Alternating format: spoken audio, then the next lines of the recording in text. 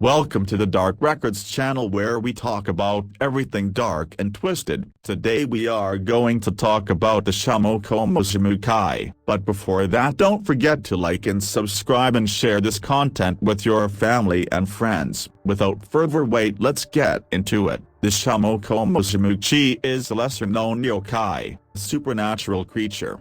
From Japanese folklore, its name translates to girl with a wooden pestle, which hints at its distinctive appearance and unique abilities. The Shumoku Musume is depicted as a young girl or woman, often dressed in traditional Japanese clothing. What sets her apart is the peculiar wooden pestle, a tool used for pounding rice or grains, that she always carries. This pestle is typically large and is either held in her hands or strapped to her back. In some variations of the legend, she may even have the pestle in place of one of her limbs, making her appearance even more unusual and eerie.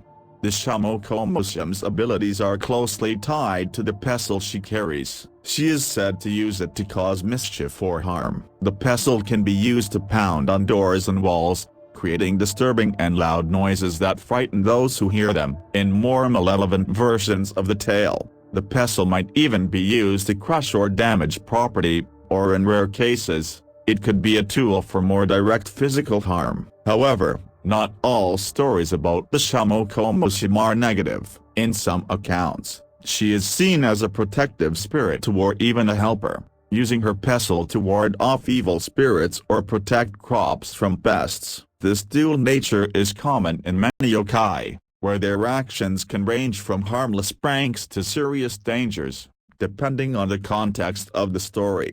One of the most famous stories involving the Shumoku Musume comes from the Edo period. In this tale, a small village was plagued by strange, loud noises in the middle of the night. The villagers, unable to sleep, were terrified as the sound seemed to come from nowhere. The noises were described as a rhythmic pounding, as if someone were hammering on the walls of the houses. One night, a brave young man decided to confront whatever was causing the disturbance. He stayed up all night, hiding near the area where the noises were loudest. To his surprise, he saw a young girl with a large wooden pestle, striking the walls of the house. When he confronted her, she simply smiled and disappeared into the night, taking her pestle with her. After this encounter, the noises stopped, and the villagers were able to sleep peacefully again. In this story, the Shumoku Musume is portrayed more as a mischievous spirit rather than a malevolent one. Her actions seem more like a prank than a genuine attempt to cause harm.